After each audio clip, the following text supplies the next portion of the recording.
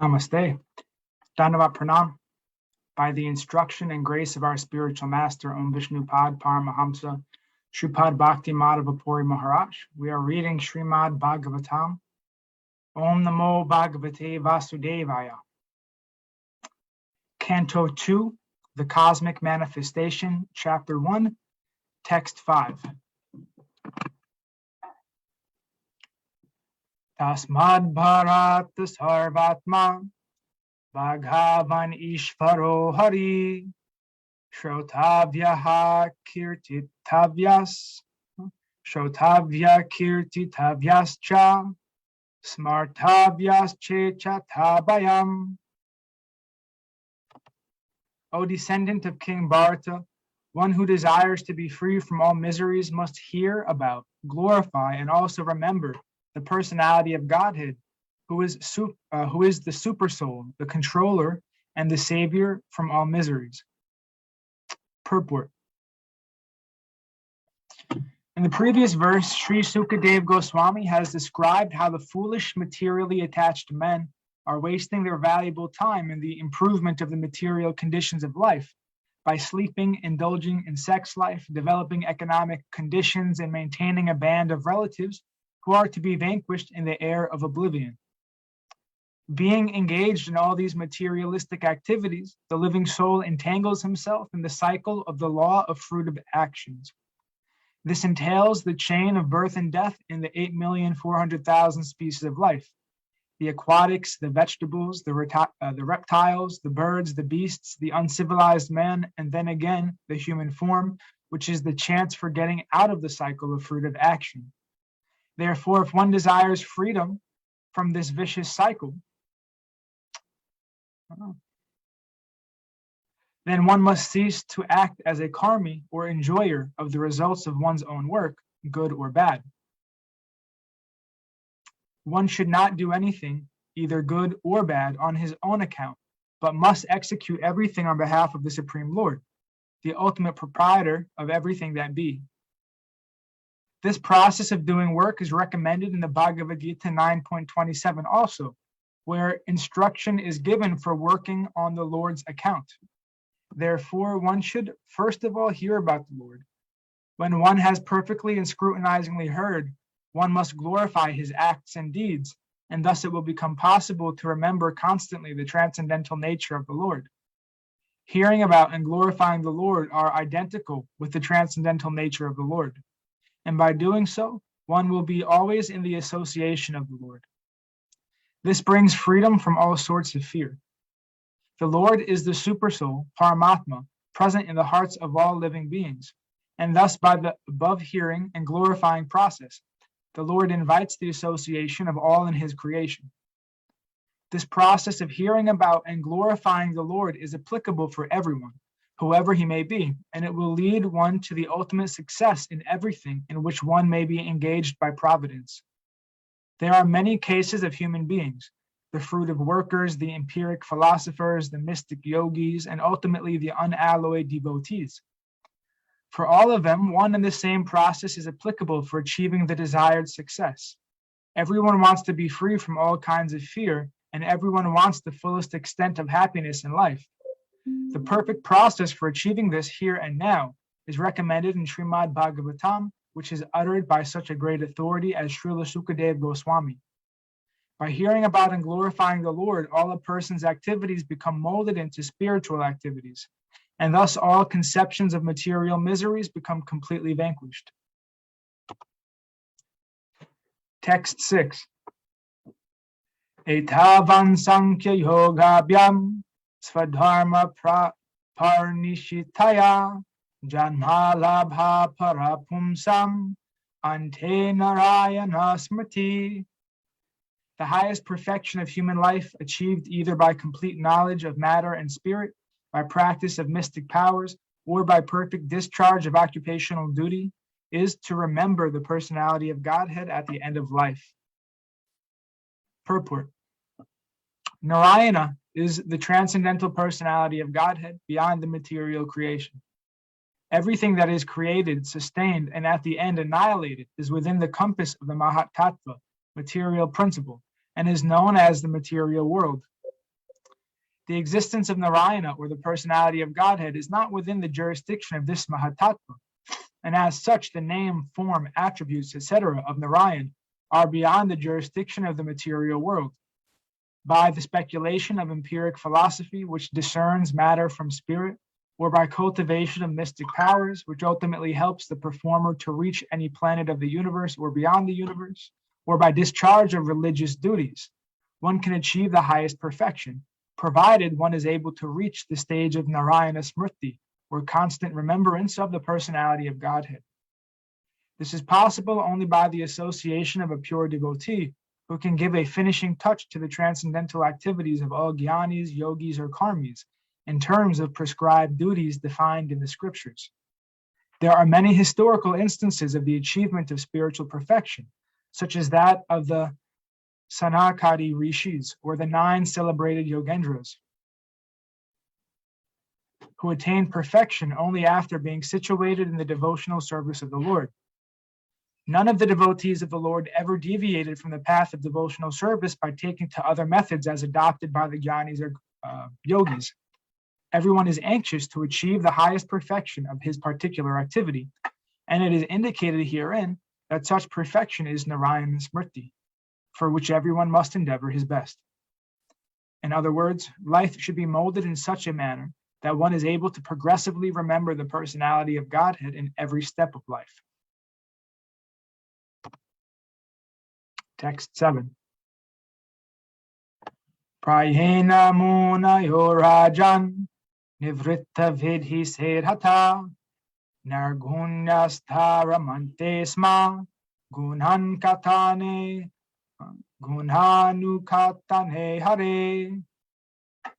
O King Parikshit, mainly the topmost transcendentalists who are above the regulative principles and restrictions take pleasure in describing the glories of the Lord.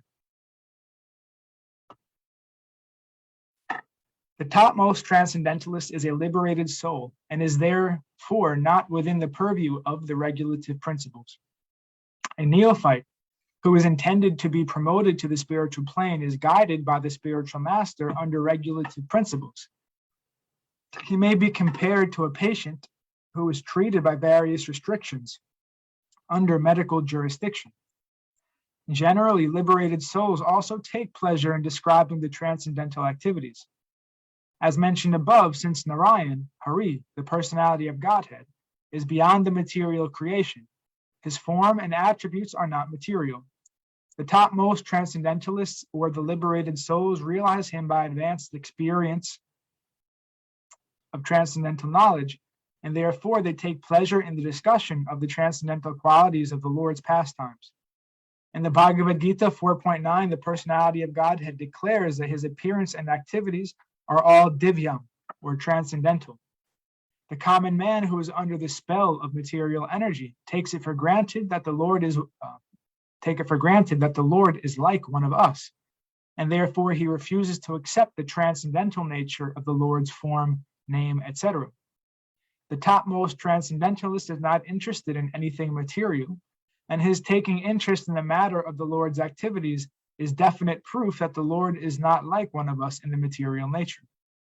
In the Vedic literatures also, it is confirmed that the Supreme Lord is one, but that he is engaged in his transcendental pastimes in the company of his unalloyed devotees, and that simultaneously he is present as the Supersoul, an expansion of Baladev, in the heart of all living entities. Therefore, the highest perfection of transcendental realization is to take pleasure in hearing and describing the transcendental qualities of the Lord, and not in merging into his impersonal Brahman existence, for which the impersonalist monist aspires. Real transcendental pleasure is realized in the glorification of the transcendental Lord, and not in the feeling of being situated in his impersonal feature. But there are also others who are not the topmost transcendentalists, but are in a lower status, and who do not take pleasure in describing the transcendental activities of the Lord. Rather, they discuss such activities of the Lord formally, with the aim of merging into his existence. Text 8. Idam Bhagavatam Nama Puranam Brahma Samhitam Adhitavan Vaparado Pitur Dvaipayanad Aham. At the end of the Dwapara Yuga, I studied this great supplement of Vedic literature named Srimad Bhagavatam, which is equal to all the Vedas, from my father, Srila Dvaipayan Vyasadeva. Purport. The statement made by Srila Sukadeva Goswami that the topmost transcendentalist, who is beyond the jurisdiction of regulations and restrictions, mainly takes to the task of hearing about and glorifying the personality of Godhead, is verified by his personal example. Sukadeva Goswami, being a recognized liberated soul and the topmost transcendentalist, was accepted by all of the topmost sages present in the meeting during the last 7 days of Maharaj Parikshit. He cites from the example of his life that he himself was attracted to the transcendental activities of the Lord, and he studied Srimad Bhagavatam from his great father, Sri Dvaipayan Vyasadeva. Srimad Bhagavatam, or for that matter, any other scientific literature, cannot be studied at home by one's own intellectual capacity. Medical books of anatomy or physiology are available in the market, but no one can become a qualified medical practitioner simply by reading such books at home. One has to be admitted to the medical college and study the books under the guidance of learned professors. Similarly, Srimad Bhagavatam, the postgraduate study of the science of Godhead, can only be learned by studying it at the feet of a realized soul like Srila Vyasadeva. Although Sukadeva Goswami was a liberated soul from the very day of his birth, he still had to take lessons from Srimad Bhagavatam from his great father, Vyasadeva, who compiled the Srimad Bhagavatam under the instruction of another great soul, Sri Narada Muni. Lord Sri Chaitanya Mahaprabhu instructed a learned Brahmin to study Srimad Bhagavatam from a personal Bhagavat. Srimad Bhagavatam is based on the transcendental name, form, attributes, pastimes, entourage, and variegatedness of the Supreme Person. And it is spoken by the incarnation of the personality of Godhead, Srila Vyasadeva. Pastimes of the Lord are executed in cooperation with his pure devotees, and consequently historical incidents are mentioned in this great literature because they are related to Krishna.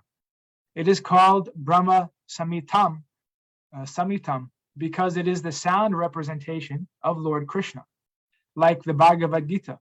Bhagavad Gita is the sound incarnation of the Lord because it is spoken by the Supreme Lord. And Srimad Bhagavatam is the sound representative of the Lord because it was spoken by the incarnation of the Lord about the activities of the Lord.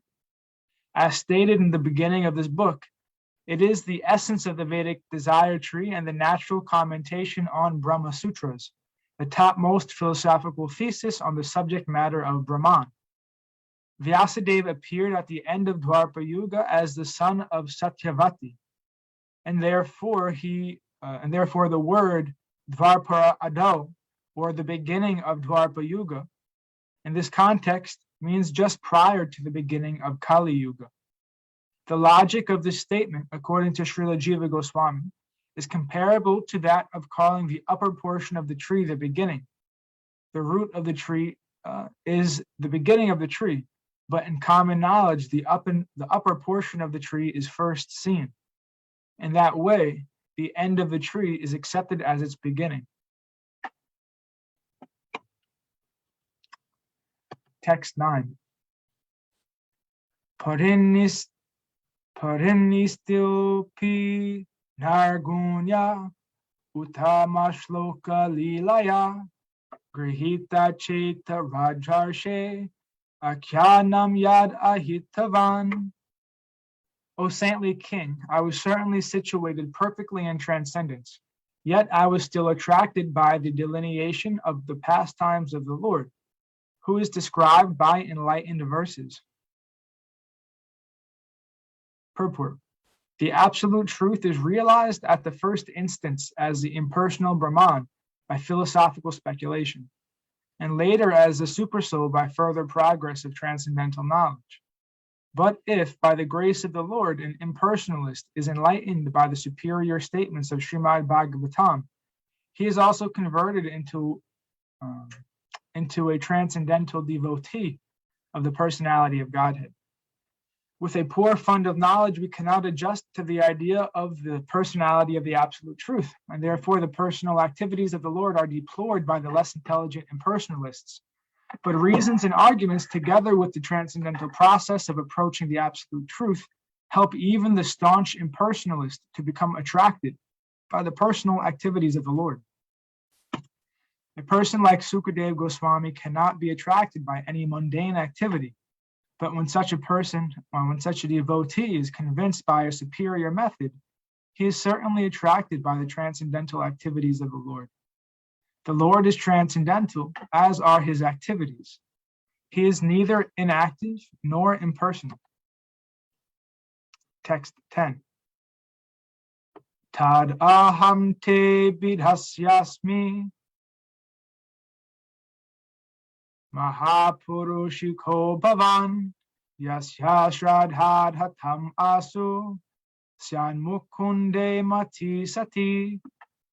That very Srimad Bhagavatam I shall recite before you, because you are the most sincere devotee of Lord Krishna.